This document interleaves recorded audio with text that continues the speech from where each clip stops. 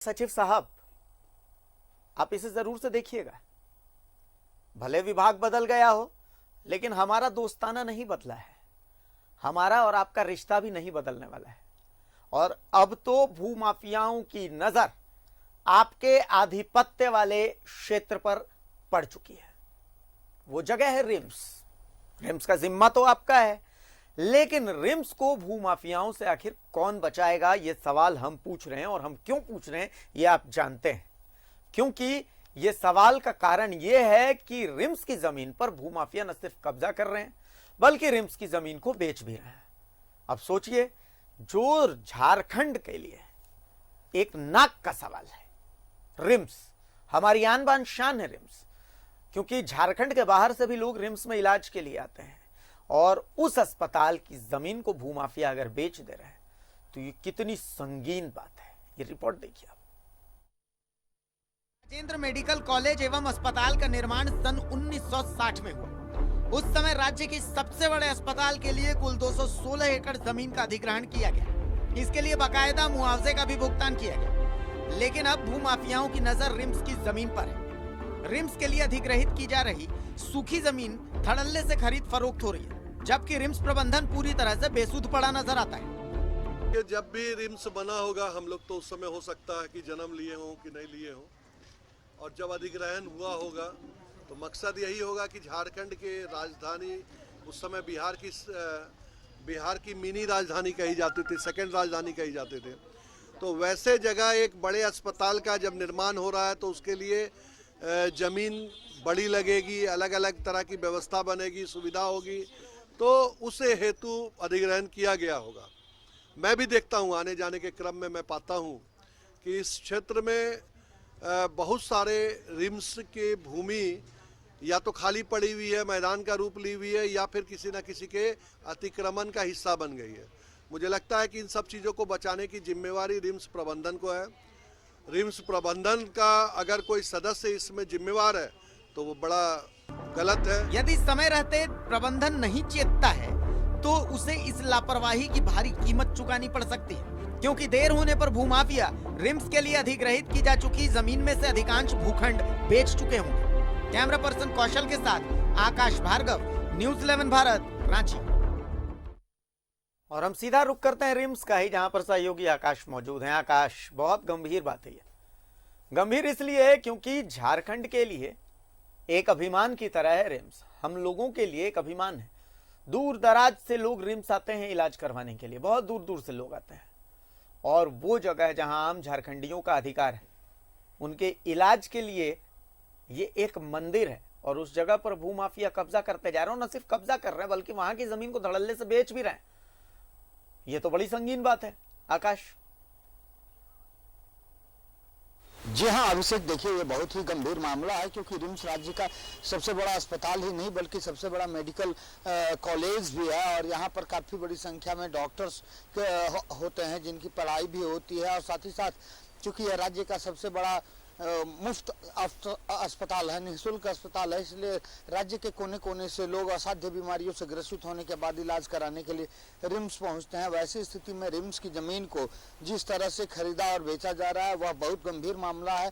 खास तौर से आपको बता दूं कि 1960 में राजेंद्र मेडिकल कॉलेज एवं अस्पताल की स्थापना हुई और उसके लिए 216 एकड़ जमीन का अधिग्रहण किया गया था।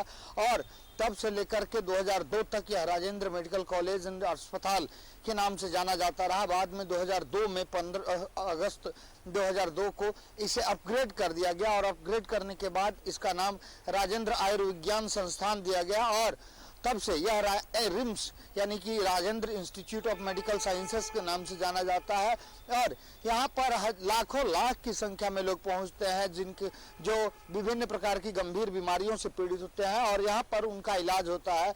और रिम्स का प्रीमाइसिस काफ़ी बड़ा है। रिम्स के प्रीमाइसिस में कई प्रकार के निर्माण कार्य भी चल रहे हैं। बावजूद इसके जिस तरह से रिम्स के जमीन की धड़ल्ले से खरीद फरोख्त की जा रही है, निश्चित तौर पर पूरे राज्य के लिए यह चिंता का विषय है। न सिर्फ रिम्स प्रबंधन के लिए बल्कि पूरे राज्यवासियों के लिए यह एक गंभीर चिंता का विषय कहा जाना चाहिए, क्योंकि अगर रिम्स के पास खुद की जमीन नहीं बचेगी तो जाहिर सी बात है कि रिम्स का जिस तरह से फैलाव या विस्तार की योजना है, उन योजनाओं को अमली जामा नहीं पहनाया जा सकेगा। और वैसी स्थिति में क्योंकि रिम्स पर दिन प्रतिदिन लोड बढ़ता चला जा रहा है, मरीजों की संख्या बढ़ती चली जा रही है, बीमारियों की संख्या बढ़ती चली जा रही है, तो वैसी स्थिति में यदि जब रिम्स के पास खुद की जमीन नहीं होगी तो निश्चित तौर पर रिम्स का विस्तार कर पाना मुश्किल होगा। जबकि इसे एम्स में तब्दील किए जाने की बात कही जा रही है, तो फिर सोचा जा सकता है कि जब रिम्स नहीं रह जाएगा तो फिर यह एम्स होगा कैसे।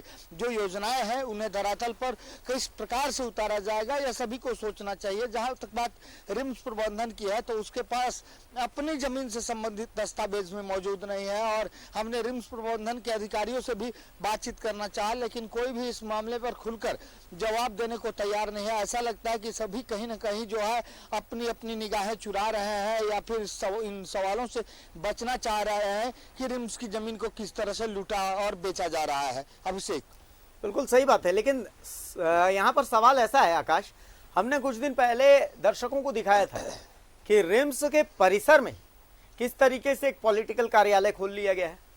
रिम्स के परिसर में किस तरीके से बाकायदा राजनीतिक पार्टी का कार्यालय चल रहा है, वहां पर मेंबर भी बनाए जा रहे हैं। हमने खबर दिखाई, खबर दिखाने के बावजूद संज्ञान लेना तो दूर, पूरा रिम्स प्रशासन सोया रहता है। और अब इस तरीके की तस्वीरें आ रही हैं तो इतना तो तय है कि स्वास्थ्य विभाग को अभी होश ही नहीं है। रिम्स के अंदर से जो तस्वीरें आती हैं वो तो आती ही हैं, रिम्स के बाहर से भी ऐसी तस्वीरें आ रही हैं, तो आखिर स्वास्थ्य विभाग इस पर संज्ञान क्यों नहीं लेता? इन सब चीजों पर आखिर ध्यान देने की जरूरत है या नहीं है? निश्चित तौर पर इन तमाम चीजों पर स्वास्थ्य विभाग को ध्यान देने की आवश्यकता है, क्योंकि अमूमन रिम्स प्रबंधन में वैसे लोग आते हैं, खासतौर से निदेशक या सुपरिंटेंडेंट की बात हम अगर कर लें, अधीक्षक की बात यदि हम कर लें, तो ये ऐसे लोग होते हैं जो कुछ समय के लिए आते हैं और फिर चले जाते हैं। इसलिए इन्हें कोई विशेष वास्ता नहीं होता है और इन्हें रिम्स से कोई माया मोह नहीं है। लेकिन स्वास्थ्य विभाग को यह सोचना चाहिए कि रिम्स जो है उसकी अपनी संपत्ति है, और रिम्स की संपत्तियों को बचाने की जिम्मेवारी स्वास्थ्य विभाग की है। और जैसा कि आपने बताया भी कि यहाँ पर पॉलिटिकल पार्टीज के कार्यालय खुल रहे हैं, कुछ दिनों बाद आप देखेंगे कि यह एक व्यावसायिक केंद्र के तौर पर तब्दील हो जाएगा, क्योंकि दिन प्रतिदिन रिम्स परिसर के अंदर दुकानों की संख्या बढ़ाई जा रही है, रिम्स परिसर के अंदर खेल के मैदान बनाए जा रहे हैं, रिम्स परिसर के अंदर अन्य अननेसेसरी चीजें बनाई जा रही हैं जिनकी बहुत ज्यादा आवश्यकता नहीं है। जबकि रिम्स की पहचान जो है अस्पताल के तौर पर होती है, कॉलेज के तौर पर होती है, इसलिए यहाँ सिर्फ पढ़ाई होनी चाहिए, पढ़ाई की बात होनी चाहिए और मरीजों के इलाज की बात होनी चाहिए।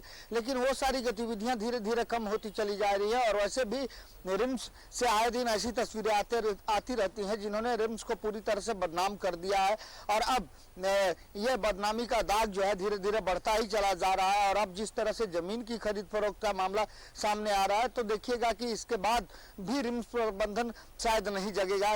तो इसलिए बेहतर होगा कि हम लोग स्वास्थ्य विभाग को ही जगाने का काम करें। स्वास्थ्य विभाग यदि इस ओर ध्यान देता है तो रिम्स की जमीन को बचाया जा सकेगा, और रिम्स के विस्तार की जो योजना है जो इसे एम्स की ओर ले जाएगी या एम्स के रूप में तब्दील करेगी, उसे अमली जामा पहनाया जा सकेगा। लेकिन यदि जल्द कदम नहीं उठाया गया तो रिम्स की ज्यादातर जमीन बिक चुकी होगी, और वैसी स्थिति में इसके विस्तार की कोई गुंजाइश नहीं रह जाएगी। और तब सिवाय हाथ मलने के स्वास्थ्य विभाग के पास कोई और ऑप्शन नहीं होगा, क्योंकि अब की तारीख में भू अर्जन करना इतना आसान नहीं है। जब भू अर्जन किया गया था 54-55 के आसपास, तब यह काम बेहद आसान हुआ करता था, लेकिन धीरे धीरे यह काम काफी टफ होता चला जा रहा है। और वैसी स्थिति में अब अगर पुनः इसके विस्तार के लिए यदि भू अर्जन की आवश्यकता आन पड़ती है तो ये जो है बड़ी ही मुश्किल साबित होगा, क्योंकि आम लोग भी अपनी जमीन से हटने को तैयार नहीं होंगे। इसलिए बेहतर होगा कि स्वास्थ्य विभाग अभी जगे और रिम्स की जमीन को बचाए। एक आखिरी सवाल आकाश, रिम्स के निदेशक ने, डायरेक्टर साहब ने एक बहुत ही अच्छा बेजोड़ फॉर्मूला निकाला है कि इस तरीके की समस्याएं उनके सामने आएंगी ही नहीं अगर उन्होंने मीडिया से बात ही नहीं की। मीडिया से वो बात करते नहीं है, उन्होंने ताकीद भी कर रखा है बाकी सभी लोगों को, पूरे रिम्स प्रशासन को, कि मीडिया से कोई बात नहीं करेगा। तो जब तक मीडिया से कोई बात नहीं करेगा तब तक अंदर की कोई खबर बाहर आएगी नहीं, बाहर की खबर उन्हें मिलेगी नहीं। और जब ऐसा होगा तो इसका सबसे अच्छा फॉर्मूला ये हो गया, इस फॉर्मूले का रिजल्ट ये हो गया कि भाई सब नॉर्मल है, सब कुशल मंगल है। तो क्या इस फॉर्मूले के बेसिस पे ही ऐसे भूमाफिया कब्जा करते रहेंगे और रिम्स प्रशासन देखता रहेगा? जी हाँ, देखिए यह एक अजीबोगरीब विडंबना सी स्थिति है कि जब से नए नए डायरेक्टर ने यहाँ पदभार ग्रहण किया है तब से उन्होंने मीडिया से काफ़ी दूरी बना रखी है, मीडिया से वो बातचीत करना नहीं चाहते हैं।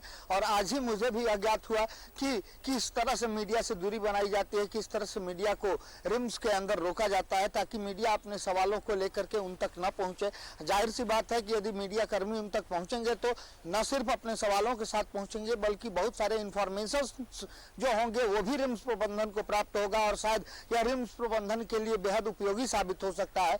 लेकिन यहाँ के जो पद पर बैठे हुए लोग हैं उन्हें बहुत ज़्यादा मायामोह रिम्स से रहा नहीं है और रिम्स से उन्हें बहुत ज़्यादा लगाव नहीं है, जबकि यहाँ के राज्य के लोगों के लिए ही नहीं बल्कि आसपास के राज्यों के लोगों के लिए भी रिम्स जो है आशा की एकमात्र किरण है। ऐसी स्थिति में यदि स्वास्थ्य विभाग नहीं जगता है और रिम्स प्रबंधन को इसकी जवाबदेही सौंपता है तो रिम्स प्रबंधन अपनी ओर से कोई कदम उठाने नहीं जा रहा है। इसलिए बेहतर होगा कि स्वास्थ्य विभाग, स्वास्थ्य मंत्री अभी से जगें, अभी से इन चीजों को देखें ताकि रिम्स को बचाया जा सके। चलिए, बहुत शुक्रिया आकाश इस तमाम चर्चा के लिए, इस तमाम बातचीत के लिए, इस तमाम जानकारी के लिए। और जहां तक हम मीडिया का है तो ये तो हमारा सौभाग्य है कि कोई हमें गोदी मीडिया कहता है, कोई हमें बिकाऊ मीडिया कहता है, जिसे जो मर्जी आती है वो हमें चार बातें बोल करके और निकल जाता है। लेकिन आखिरकार इस चौथे खंबे को ही देखते हैं कि समाज में आखिर चल क्या रहा है, समाज की स्थिति क्या है। तो आप चाहें न चाहें, हो सकता है कि हम कुछ ऐसी तस्वीरें दिखाएं जो आपको पसंद ना आए, संभव है कुछ ऐसी तस्वीरें दिखाएं जो आपके सरोकार से जुड़ी ना हो, लेकिन बहुतों के सरोकार से वो जुड़ी होती हैं, बहुतों के पसंद से जुड़ी होती हैं वो चेहरे। हम यहाँ पर इसलिए नहीं बैठे कि हम आपको आपके पसंद की तस्वीरें दिखाएं। हाँ, लेकिन इतना जरूर है, ये वादा भी है, ये दावा भी है कि हम यहाँ पर इसलिए बैठे हैं कि आपसे जुड़ी तस्वीरें हम जरूर दिखाएंगे। जो आवाज जहाँ तक पहुंचनी चाहिए उस आवाज को हम वहां तक पहुंचाते रहेंगे और इसके एवज में आप चाहे जिस नाम से हमें पुकारे, हमारे सर मत्थे रहेगा वो। एक छोटे से ब्रेक के लिए रुक रहे हैं हम। ब्रेक के बाद जब वापस आएंगे तो दूसरे दिन के विधानसभा की तमाम दास्तानें आपको दिखाएंगे। एक छोटा सा ब्रेक लीजिए।